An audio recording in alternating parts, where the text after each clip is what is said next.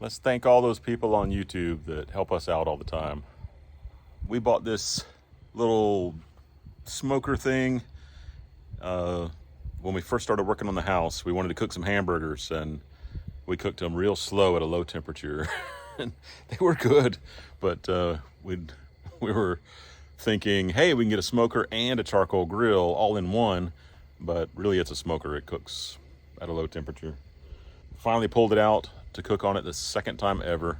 I watched a bunch of YouTubes to try to make sure I can do this right, and it's been a little bit of a struggle. I think I'm going to drill some holes in the bottom of this, and hopefully it'll get a little more air into the charcoal, because keeping the charcoal hot, keeping the temperature up has been kind of difficult.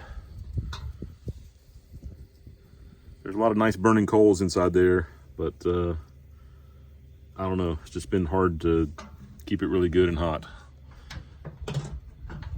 This is we bought it at Lowe's. It's Master Brand. It's okay, or not Master Brand, Master Built. The thermometer's working. A lot of people say they have trouble with the thermometer. I just checked it, and the temperature inside the chicken is good. So we have a nice smoked chicken. We're gonna try it out for dinner tonight. So we tried that chicken. It was good. I guess the smoky flavor might not be exactly what we expected, so maybe we'll experiment with using some different kinds of wood chips. We used apple. Maybe I'll use pecan next time. What do you think? It was good, but it definitely wasn't what I was expecting, and not as good as the smoked turkeys that I've had in the past. Well, this was a chicken, but even the white meat was a little bit pink, and this, it wasn't. So, I don't know.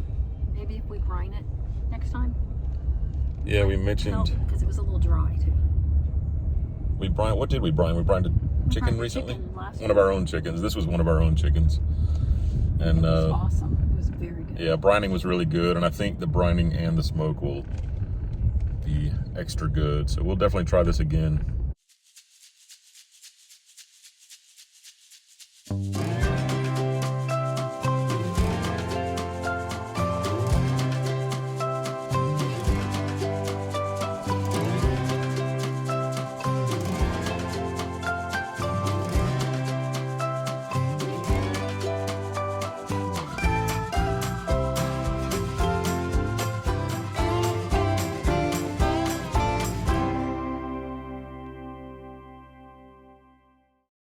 At the back of our field, there's woods here, and I'm gonna leave a little small wall of these short trees and start cutting into these woods and making some pasture.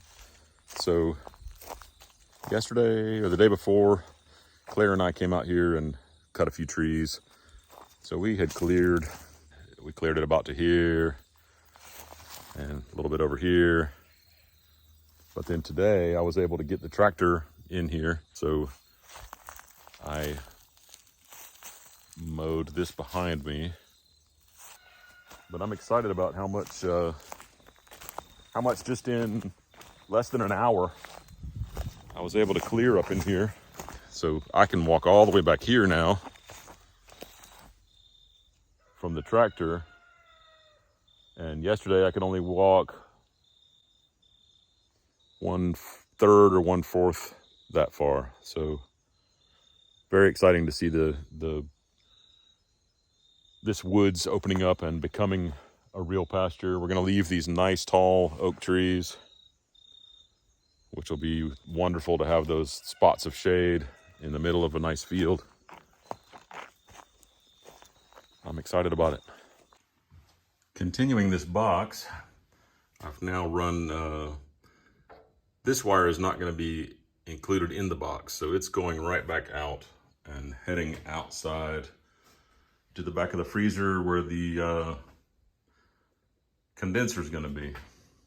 But this one, the barn, is attached in here to give us power for all our breakers and circuits that we're going to use here in the barn.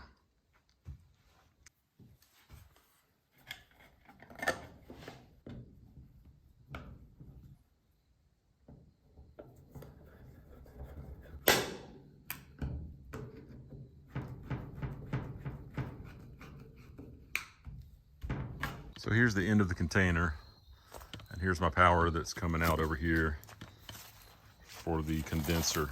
So I'm gonna mount my breaker box here, have this power continuing on out here, and have one going back inside. I'm here with Javier. He's helping us with the freezer, so he's doing all the technical stuff that I don't know how to do. Comfort Zone is his company that's local that does refrigeration, but he also does heating and air. And so I guess right now you're pulling a vacuum, or pulling a vacuum on the condenser, make sure everything is dehydrated before we are ready to charge it up with refrigerant. We still got a few things before we can get it started. So, but it sounds like today we'll be getting it started.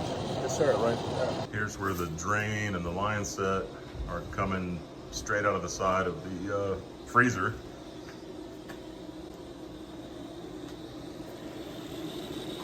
And we put a little breaker box right here. We needed more than one circuit, so instead of just having a shut off, now I've got 3 different circuits in there, one to run this, one to run the inside unit, and then one for the lights and the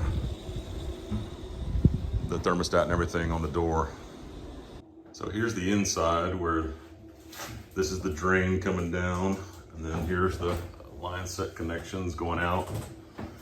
This wire is going to be my lights, and then we got this wire that's going to be running this unit on the inside. Everything's all done and it's running. I've got a light bulb to take in there. Earlier today we went to Costco and bought extra stuff that won't fit in our regular freezer. Oh, here's my second shelf that I haven't put in there yet, but we threw a shelf in there so we could put some stuff in there after Costco. It is so cold in here. Oh no, my light's not working. I figured it out. This is some kind of just touch light switch. Oops. So there we go. One shelf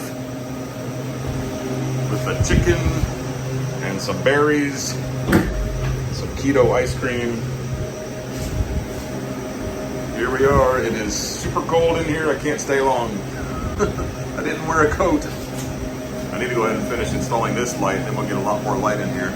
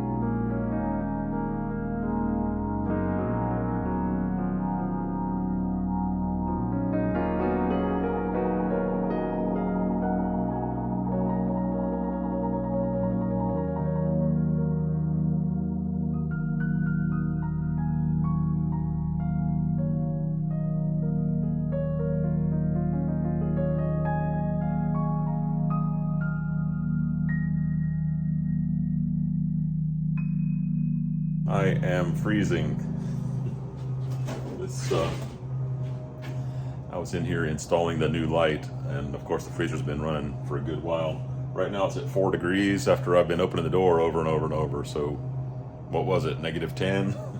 You know, it does go to negative 10. It might have been colder, I'm not sure. But this light is awesome.